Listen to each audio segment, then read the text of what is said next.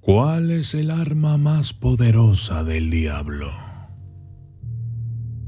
Para efectos de este video, cuando mencionemos a el diablo, nos estaremos refiriendo a Satanás, el adversario, el tentador, el maligno, aquel que tentó a Jesús en el desierto.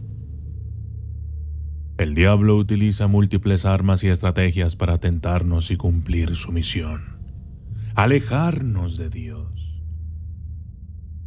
A lo largo de los textos sagrados, la Biblia, la Torá, el Corán, los textos apócrifos, encontramos numerosas referencias a sus métodos. Pero antes de comenzar, quiero plantearte la siguiente pregunta. ¿Cuál crees que es el arma más poderosa del diablo? Si quieres averiguarlo, quédate, dale like y comparte este video. Yo soy el documentalista y esto es el arma más poderosa del diablo. Las armas del diablo son instrumentos de tentación y corrupción que buscan desviar a las almas de su camino espiritual, a través de pecados capitales como la gula, la envidia, la lujuria, la venganza, el placer desenfrenado, la riqueza y la mentira, etc. El diablo logra nublar nuestro juicio y alejarnos de la virtud. Estas armas son eficaces porque explotan nuestras debilidades humanas, impulsándonos a tomar decisiones impulsivas y destructivas que nos alejan de la esencia divina y de nuestra conexión con Dios. Número 1. La gula. El deseo excesivo por la comida y bebida. En la Biblia, la historia de Esaú y Jacob ilustra cómo Esaú, movido por su hambre, vendió su primogenitura por un plato de lentejas. Esaú, regresando de una jornada agotadora, se encontraba famélico.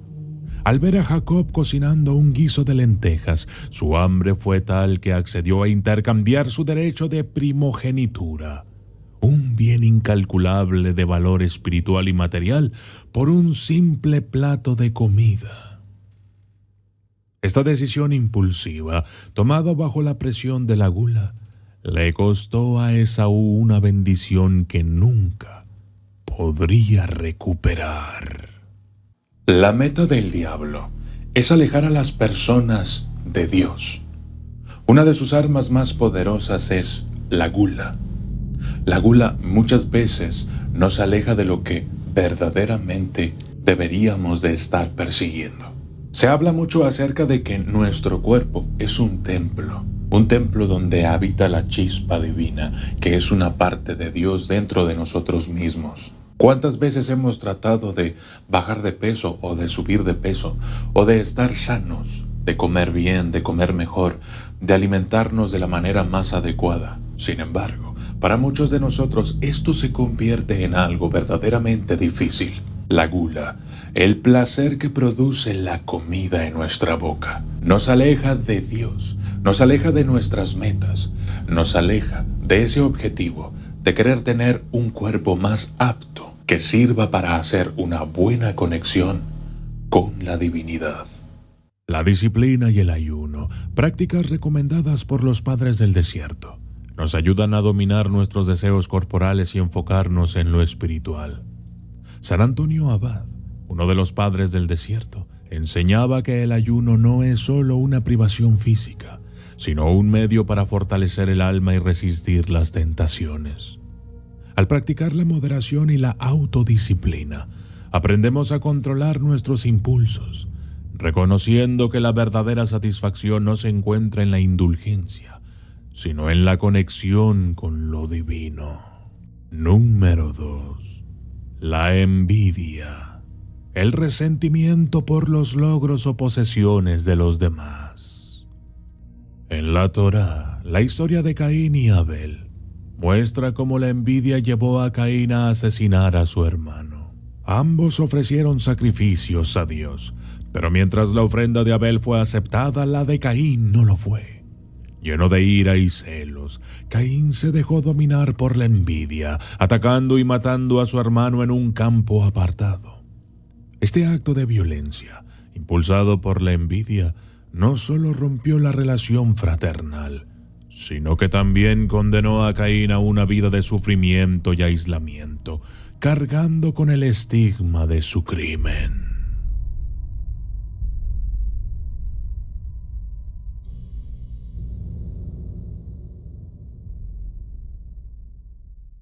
La envidia también es una de las armas más poderosas del diablo.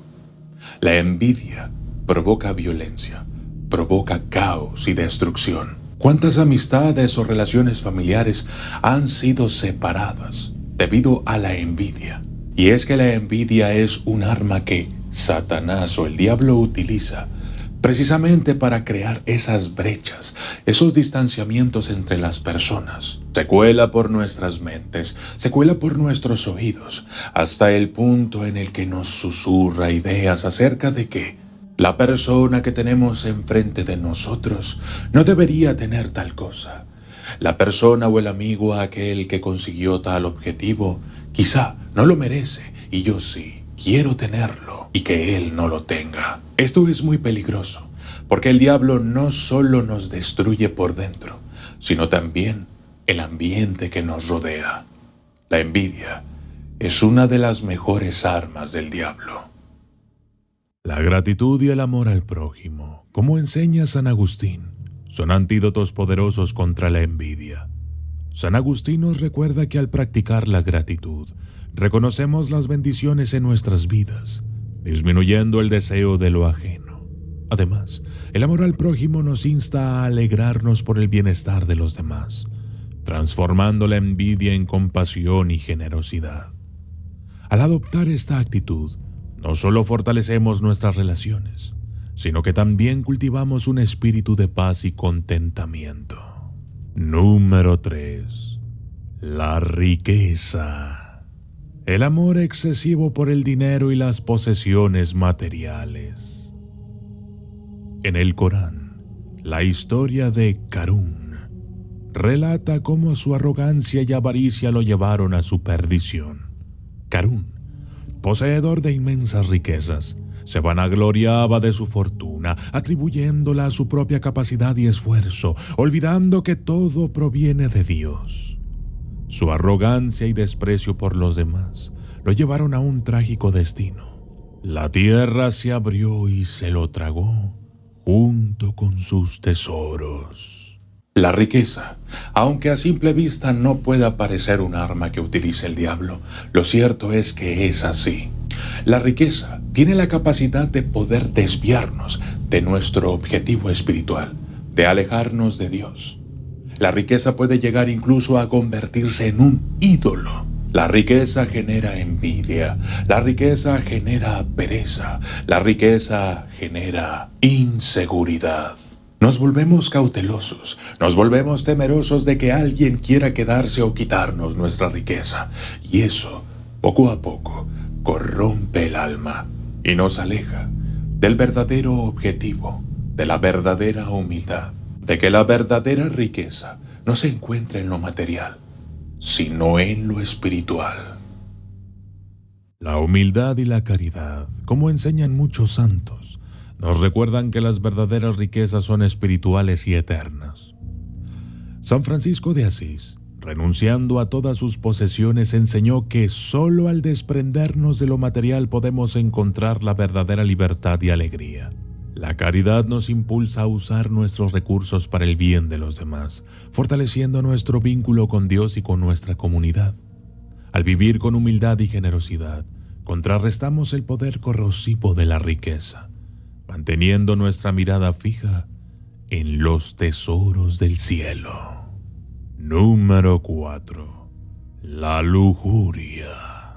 El deseo descontrolado por los placeres sexuales.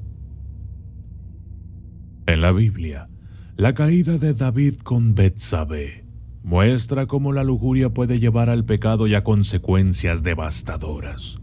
incluso para un hombre de Dios.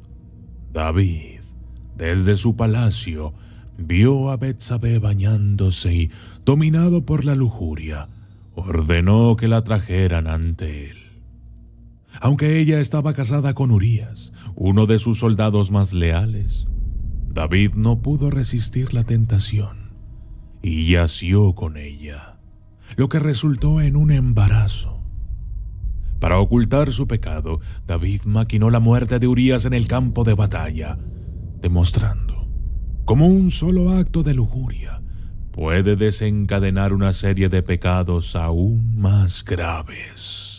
La lujuria destruye la pureza de nuestra alma. Y no solo eso, sino también a las personas a nuestro alrededor. ¿Cuántas familias se han visto involucradas en, por ejemplo, infidelidades, enfermedades de transmisión sexual, discordias y pleitos? Todas estas cosas llevan a la destrucción de una familia. Todas estas cosas llevan a la destrucción de una unión, de lazos, de padres separados, de esposas tristes, de hombres devastados porque pierden a su familia. La lujuria es un arma poderosa del diablo. La utiliza también para separar a las personas y alejarnos de Dios, corrompiendo nuestra alma y haciéndonos ver las cosas totalmente tergiversadas y diferentes de cómo deberían ser.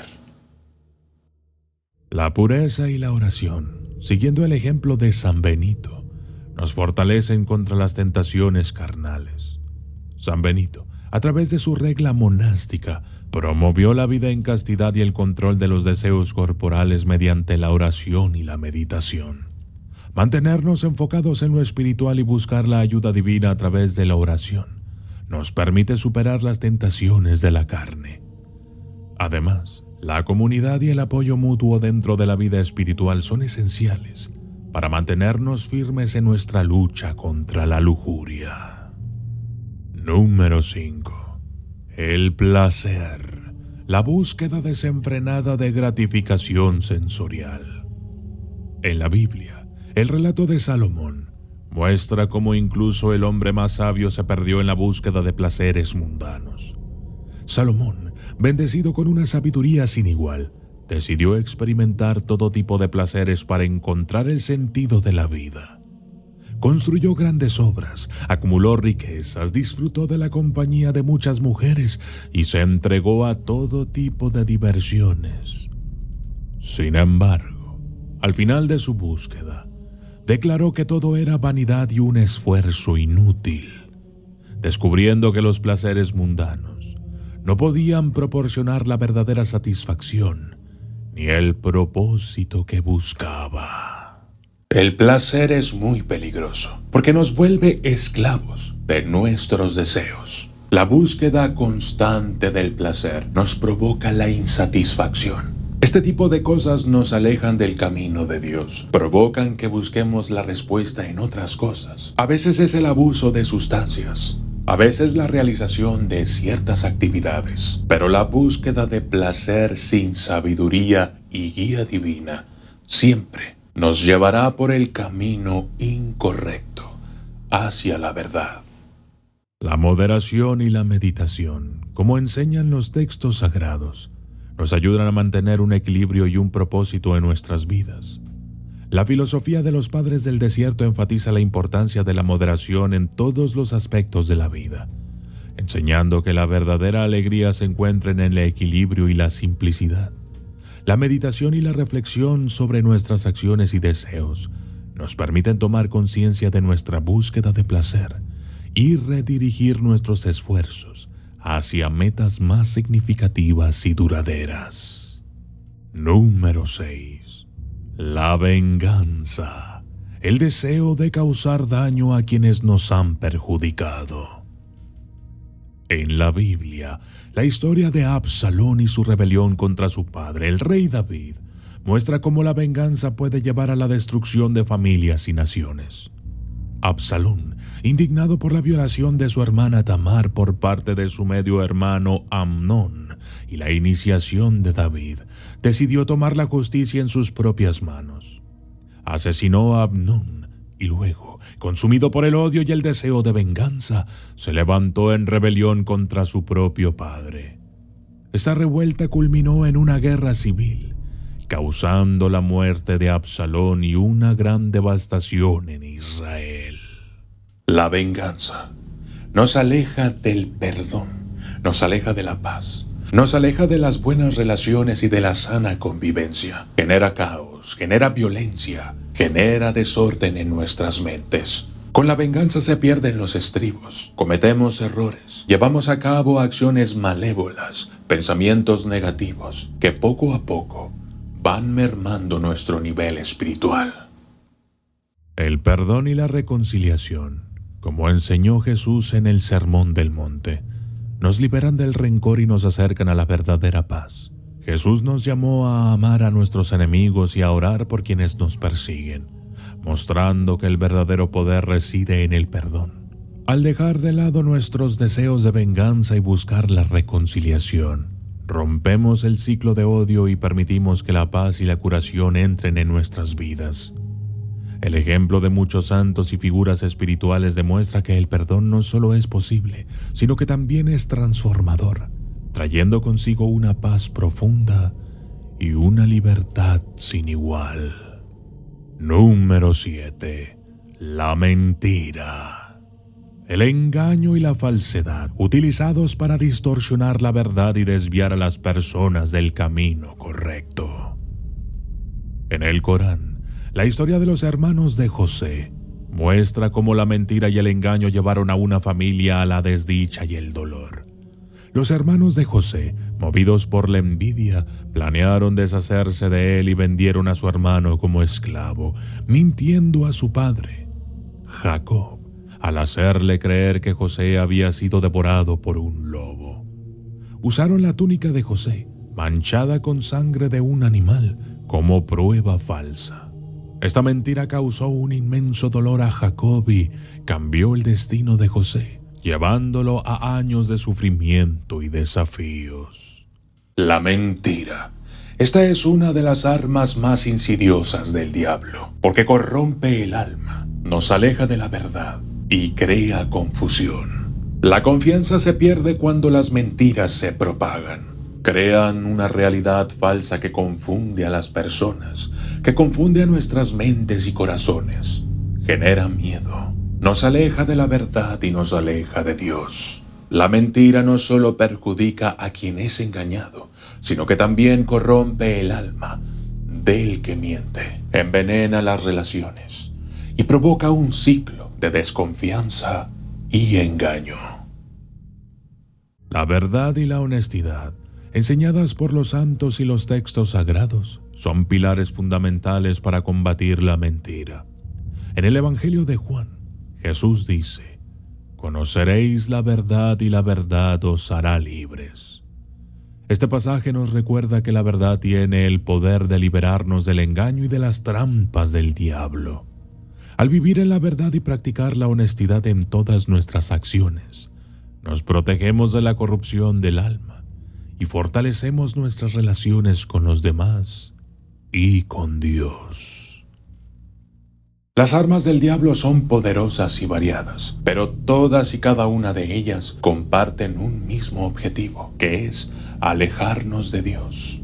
Es necesario reconocerlas, es necesario estudiar los textos sagrados para poder aprender de su sabiduría y entonces tener las armas con las que podemos contrarrestar los ataques del maligno. ¿Y tú? ¿Cuál crees que es el arma más poderosa del diablo? Déjame tu opinión en los comentarios. Y, finalmente, de manera personal, creo que el arma más poderosa del diablo es la ignorancia. Yo soy el documentalista y esto fue el arma más poderosa del diablo.